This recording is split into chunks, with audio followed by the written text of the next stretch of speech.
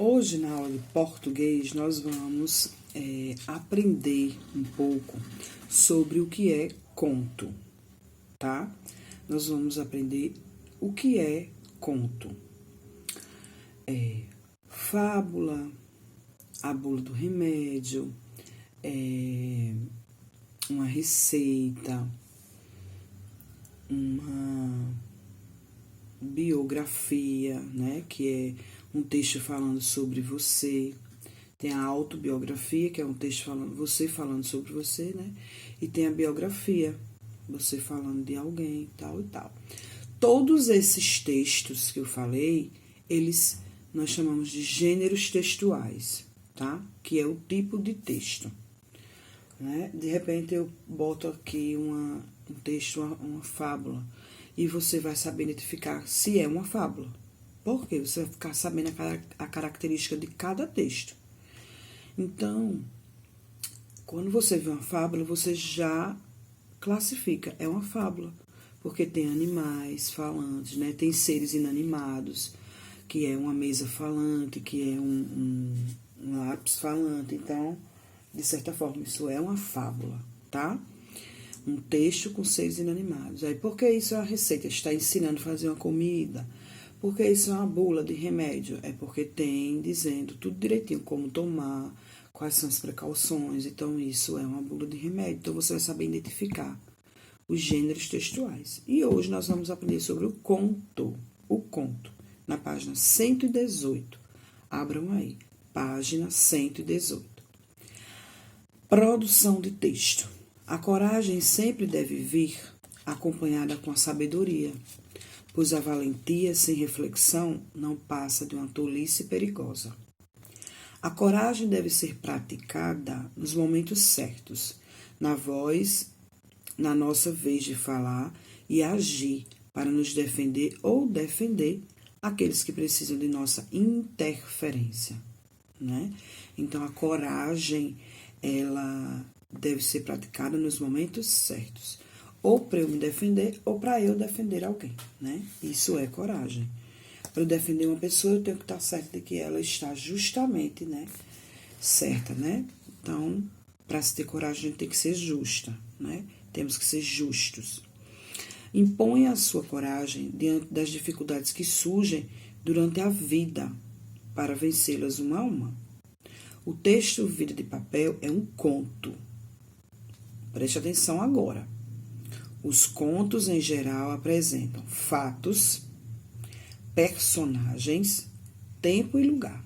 Quando você começa a ler um conto, você já vai sentindo onde aconteceu, né?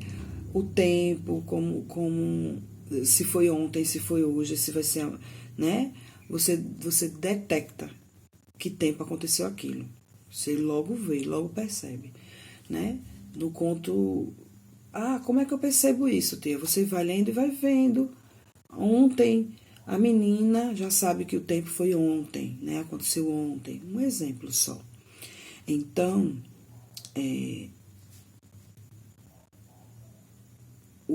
os contos em geral apresentam fatos, personagens, tempo e lugar. O enredo dos contos tem a seguinte estrutura. O que é enredo?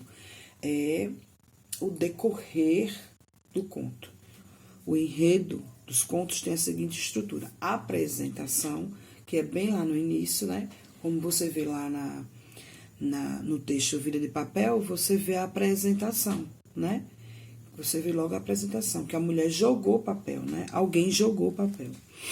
Aquilo ali já é uma apresentação da sua história, do seu conto. Então, a apresentação. Depois vem a complicação. É o que vai acontecendo, o que aconteceu, né? É como se fosse um suspensezinho ali. Depois, o momento mais importante, que é o desfecho, né? O papel foi jogado, a complicação. Ele passou por um monte de lugares, o desfecho, onde ele chegou. Olha só que fantástico. A apresentação está logo no início do texto e traz informações para situar o leitor no texto, né? No início do texto você vai se situar, né? O que aconteceu, o que começou e como começou. A complicação A apresentação está logo no início do texto e traz informações para situar o leitor no texto. Às vezes é eliminada do texto. A complicação é um fato inesperado que surge no decorrer dos acontecimentos. Vocês já leram alguma coisa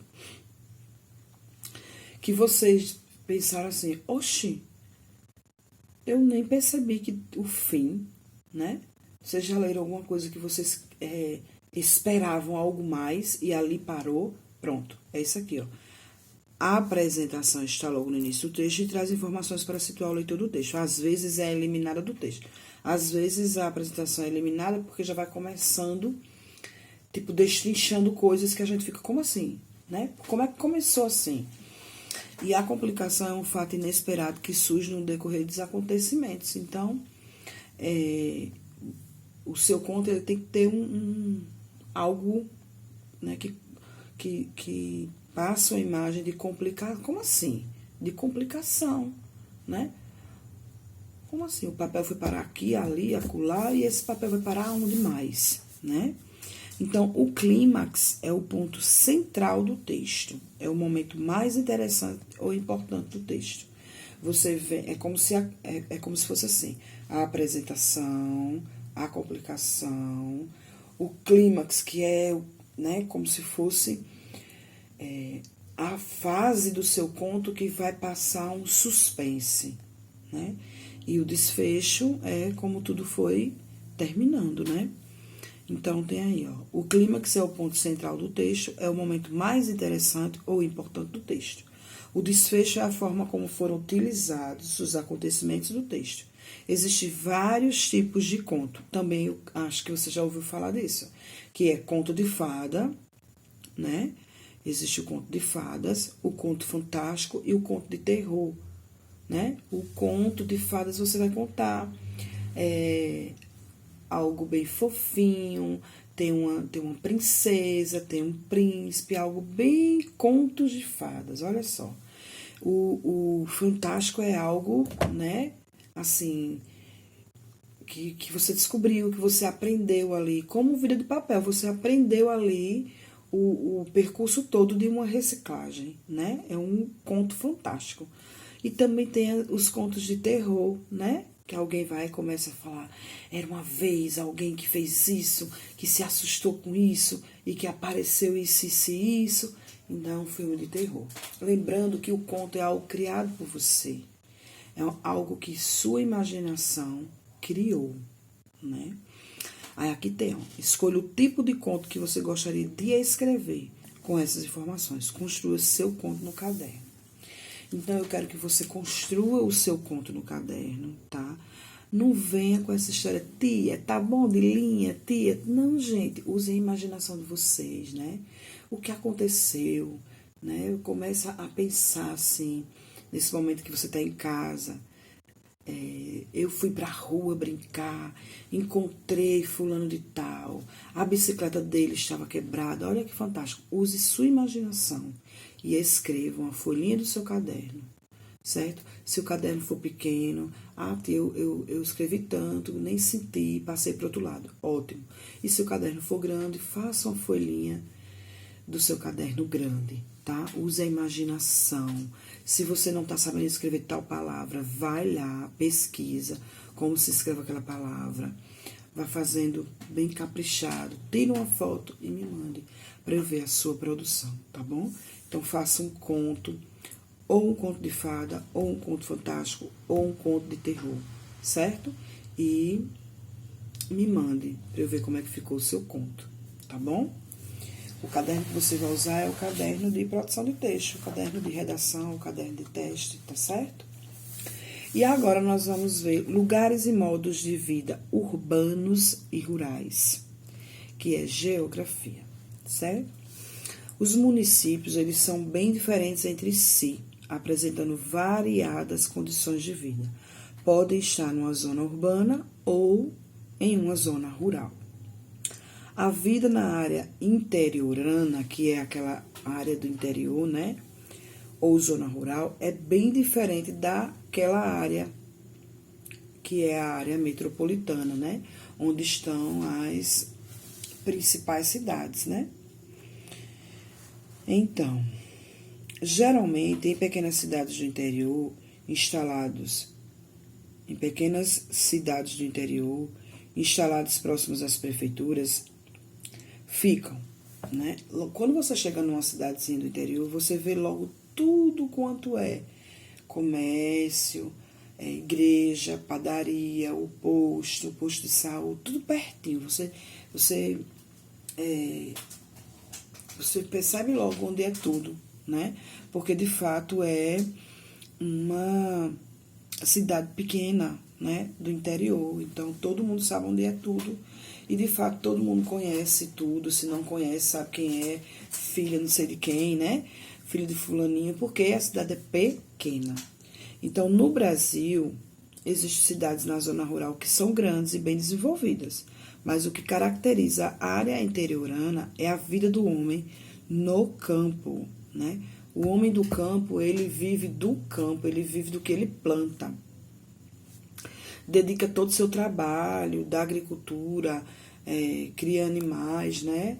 Então, ele vive daquilo ali e ainda come e ainda vende, né? É a partir daí, ó, desse homem do campo que chega as coisas na nossa mesa, né? Frutas, verduras. Por isso que nós temos que dar um maior valor a esses trabalhadores, né? Então, no interior, que é o campo ou a zona rural, o homem não encontra largas avenidas, nenhuma urbanização desenvolvida. Muitas vezes mora em pequenos povoados chamados distritos municipais, né? Nessas cidadezinhas interioranas, você não vai ver avenidas largas, né? Não vai ver. Então, a vida no campo é geralmente calma. As pessoas têm hábitos mais simples, sem muita correria ou estresse. Um dos maiores benefícios é o estilo de vida mais saudável, né? Com ar puro, principalmente onde há vegetação alta, árvores preservadas do desmatamento. Então, no interior você vai encontrar um ar puro, muito verde, né? Plantações, e tudo isso beneficia a vida, né? Daquele homem no campo. O homem do campo ele vai ter mais saúde do que o homem da cidade, né? O homem da cidade ele tá suspeito a engolir fumaça de carro, de indústrias. Então, o ar, a vida do homem do campo é muito mais saudável do que a vida do homem lá da metrópole, né, da cidade. Então, assim como na cidade, o homem que vive no campo aproveita os domingos, né, os feriados para o seu divertimento, do jeito que é na cidade, né? Dia de sábado, dia de domingo, vamos descansar, vamos nos divertir, vamos jogar um futebol, né? Fazer o que gosta, passear, ficar nas praças conversando. Toda a cidade do interior tem uma praça principal, tem festas, então essas pessoas também, além de trabalhar, elas têm uma cidade onde elas podem também ter lazer. Nas cidades há um movimento mais intenso, concentrado a maior parte da população. Em cada cidade há uma área que centraliza lojas comerciais, bancos, hotéis, escritórios, né? Igrejas, um monte de coisas junto, muitos comércios. Então, ali é o quê? O centro da cidade. É ali que está o maior comércio da cidade, no centro da cidade, certo? Os bairros podem ter tudo isso, igreja, banco, praça, os bairros têm tudo isso, mas a maior concentração de comércio são nos centros das cidades. Muitos municípios, embora tenham sua prefeitura, já se incorporaram às metrópoles. Por causa dessa junção, né, criou-se a região metropolitana, a área que comporta a metrópole e as cidades que a rodeiam, certo? Nós temos João Pessoa e nós temos cidades ao redor de João Pessoa, que formam a região metropolitana, né? Que é Campina Grande, que no caso aqui é Bahia, certo? São cidades menores do que João Pessoa e que estão ao redor de João Pessoa, né? É uma região metropolitana. Então, os grandes centros se unem não só devido à urbanização, mas também em relação ao desenvolvimento social. Então, a cidade, na medida que vai acontecendo ali um desenvolvimento social, vai crescendo a cidade, né? Vão crescendo esses grandes centros. Provavelmente, se você mora em uma metrópole, também vive essa realidade. São alguns exemplos de grandes centros: São Paulo, Rio de Janeiro, Belo Horizonte e Curitiba. As metrópoles podem ter diversos tamanhos, dependendo do número de habitantes, ou seja, da sua população. Na metrópole, cidade ou município que apresenta os equipamentos urbanos mais modernos, como portos, aeroportos, comércio, sistema viário, encontram-se geralmente as sedes governamentais, né? Estaduais e municipais. Né? Nas metrópoles encontram as sedes. Né? Subúrbios são formados em locais afastados do centro da cidade, que no caso são os bairros, né? Bem mais afastados do centro da cidade, os subúrbios. Nos subúrbios não só moram as pessoas das comunidades urbanas mais simples ou aquelas que buscam tranquilidade, mas também pequenos produtores em sítios. Então, os sítios, as granjas, as chácaras, né, das cidadezinhas menores também são vistos como subúrbios, que colaboram com o abastecimento da cidade com seus produtos hortifrutigranjeiros, né? Produtos hortifrutigranjeiros. Quais são? Verduras, carnes, ovos, frutas, leite. São cultivados no que chamamos de cinturão verde, né? Os produtos que são cultivados no cinturão verde, que é como se fosse ali um local para todos os moradores que são agricultores estarem ali naquele local, naquela pequena cidade. Tem um local, ninguém vai plantar à torta e à direita em todo canto, né? Tem um local para se plantar. Então, como já vimos, as metrópoles, elas trazem, na medida que elas vão crescendo, elas vão trazendo uma série de problemas para a gente, né?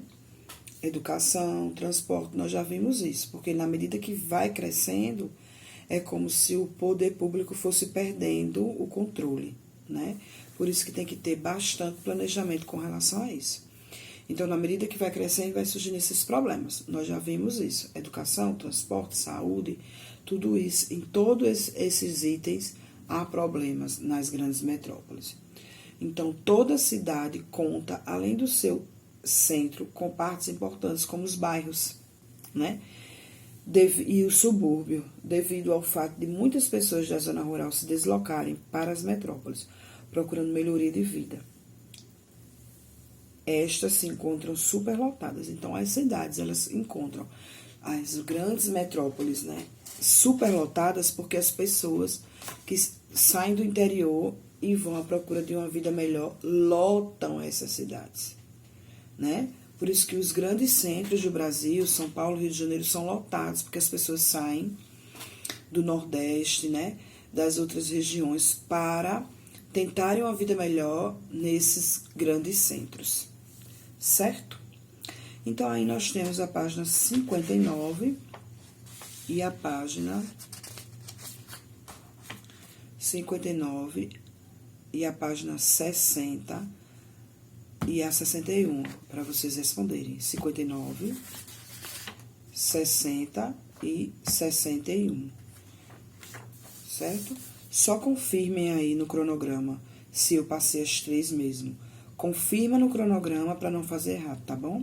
Que agora, nesse momento, eu não tô com o cronograma em mãos e eu fiquei em dúvida se eu passei as 3 páginas, tá certo? Então, um beijo, faz tudo com muito carinho, abraça aí a pessoa que você tá perto, sua mãe, seu pai, sua tia, abraça. Não esquece do que eu te pedi hoje lá no início da correção, para que você diga para as pessoas que você ama, né? Diga olhando para elas o quanto você as ama, né?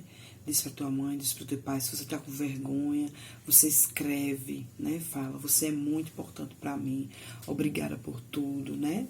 Porque são essas pessoas que estão conosco nesse momento, são essas pessoas que estão pertinho de nós, nos dando força pra gente ser forte e passar por essa situação logo, logo, tá bom? Não esqueça, se aproxime das pessoas. E o mais importante que eu peço sempre nos vídeos, ore pelas pessoas da sua família, ore pelas pessoas da sua rua, ore pelas pessoas da sua casa, ore pelos vizinhos, né? Da direita, da esquerda, de trás, de frente. Peça a Deus para abençoar a vida de cada um, tá? O lar de cada um. Que Deus dê força para que cada pessoa ao seu redor saia dessa, tá? Saia dessa situação que nós estamos passando e de cabeça erguida e cantando vitória, tá bom, pessoal? Então, beijo, até amanhã, faz tudo direitinho e eu estou aqui à sua disposição para qualquer coisa, certo? Um beijo e fiquem todos bem. Até mais.